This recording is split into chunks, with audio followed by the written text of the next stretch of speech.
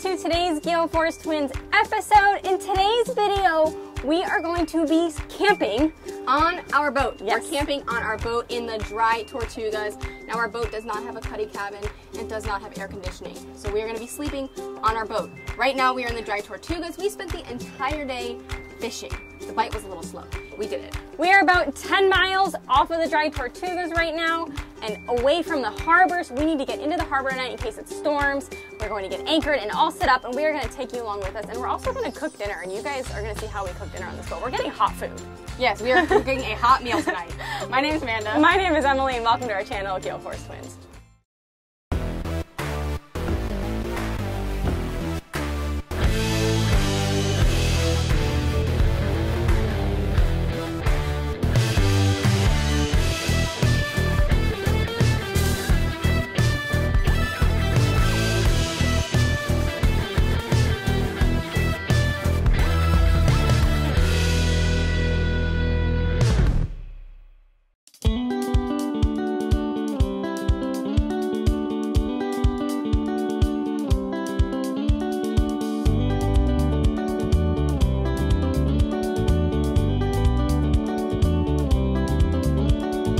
We have officially made it into the main channel, and I don't think we ever included this at all, but this is our first time doing this. Yes, this is our first time. So we are kind of learning along with you right now. We were using both our charts on our phones and our sim routes on our boat because we wanted to be extra cautious. So we are making our way in, and what we're going to do is, there's already other boats here so we can kind of see what everybody's doing. Pay attention to what they're doing. There used to be docks here, but I believe it was Hurricane Irma that took the docks out, so you cannot overnight dock anymore. You have to anchor overnight or moor up overnight. So we're gonna go in and we're gonna basically probably just look for a good spot that we feel is good to anchor or moor up that's not too close to anybody. Yeah, That's pretty simple.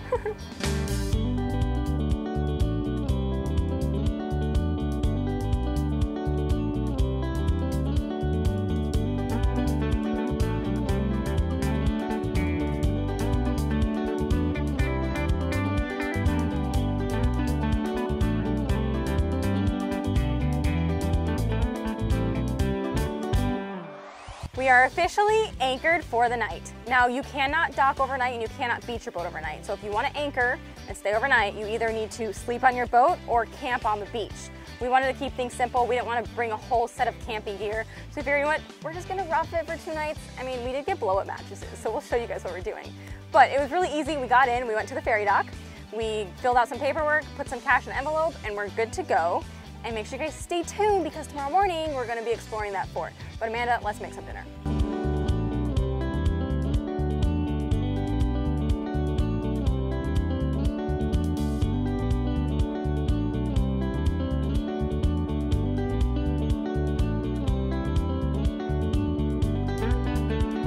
And here is our dinner. So I have 2 burger patties on.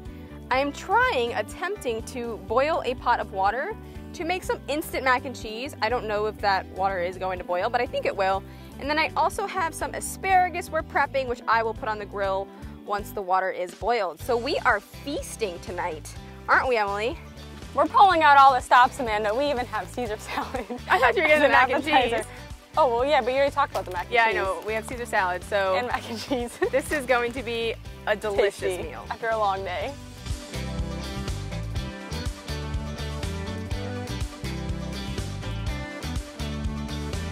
Dinner is ready. We have a cheeseburger. We have asparagus. We grilled asparagus. We have our salad. Grab the mac and cheese. Amanda is currently finishing boiling the water. The water is, it looks like it's gonna boil soon. It's right there. And there's our instant mac and cheese. It's almost luxury. So, luxury. Almost. We actually brought air mattresses. That was an idea from a friend of ours. And this trip came together so last minute that we weren't planning on doing air mattresses. Like, we talked about doing those, like, Emily, foam pads. Like foam pads to sleep on.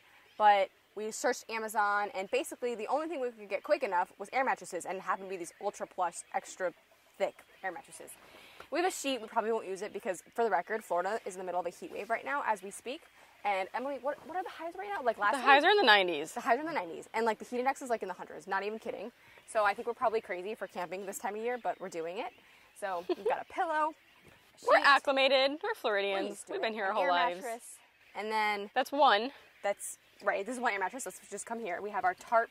In case it does rain, we do have our tarp here, which we'll probably at least set up in a way that we can easily put up if we need to, if it's going to rain. And then, this is new, we bought this, what is it? Nature Power 500 watt lithium generator, and it's at 90% power. It's blown up 2 air mattresses. It's blown up 2 air mattresses, and if you look, we're charging all of our batteries. So we have a Canon battery, 3 Osmo batteries, 1, 2, 3, 4, 5, 6, 7 GoPro batteries. And on top of it all, we're probably gonna plug our phones into this. So far, I'm very impressed with this thing. We will see if it actually charges everything in the morning, but 2 air mattresses and that many batteries going on right now, I'm happy with it. And here we have the second twins' sleeping quarters. Once the grill cools down, we're gonna shut that and put it away. It's just a little hot right now. The mac and cheese didn't make it because the water never boiled, unfortunately. So. We just got full on the cheeseburgers. It didn't feel like waiting. I think if we left it on there longer, it would have boiled, but it didn't boil fast enough for us. So we skipped on that on the mac and cheese. But this is our camping setup for the night. If for some reason it does rain, the tarp's only going to cover the bow. So whoever's sleeping back here is going to move up there and snuggle with the other twin. I think that's everything, Emily. Is there anything else for the night? And that's it for the night. I think we will have to check in with you guys tomorrow morning and see how we're feeling. It's 10 o'clock. So see how much sleep we get, see if we can even sleep in this heat. But I pray that we can sleep in this heat, but it is, like I said, like 90-something degrees out. Good morning, everybody. We made it through the night. We made it through the night. Okay, we actually felt like the heat wasn't that bad. The heat was totally fine to the point where there was even like a nice breeze that I actually got under the sheet. Yes, me too. The issue was the birds. The birds on the island are so loud, and they just fly all night. It sounds like they're landing on your boat. I don't think they ever do, but it just sounds like they're so The birds were just insane. Yes. Like it was so loud. So how did you sleep? Rated out of 10.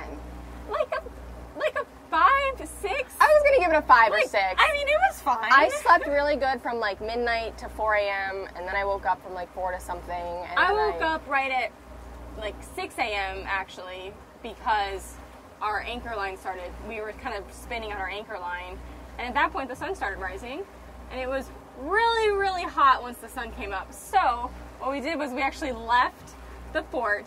I mean, it's right there. We're approaching it again, and we put the boat on autopilot just to get some breeze. So we're gonna eat. We're gonna eat breakfast. We already cleaned up the deck. We're gonna eat breakfast, and then we're gonna go anchor on the 2-hour. Not anchor. We're gonna dock on the 2-hour dock that we're allowed to use to go into the fort.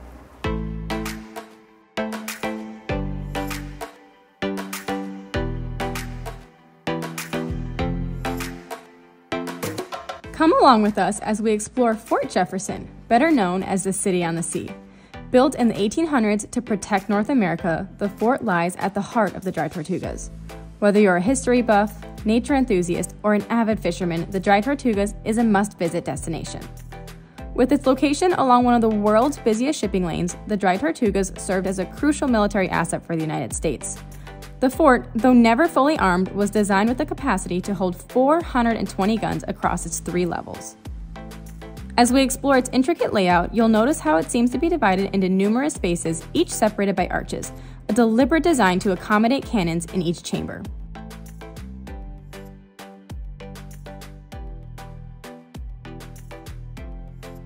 Windows and openings throughout the fort's walls are strategically positioned for the gun crew to launch cannonballs at approaching enemy ships. These windows were equipped with iron shutters which automatically closed to shield the crew from incoming enemy fire. As we ventured into the open field, we passed by the powder building. This structure stored the crucial gunpowder for the cannons. Although devoid of its original wooden components, the building featured raised floors and walls designed to prevent sparks and promote air circulation. Remember those 420 cannons I talked about? Well, they would all be useless without properly stored gunpowder. Making our way to the 2nd and 3rd floors, we are treated to the amazing views of the harbor.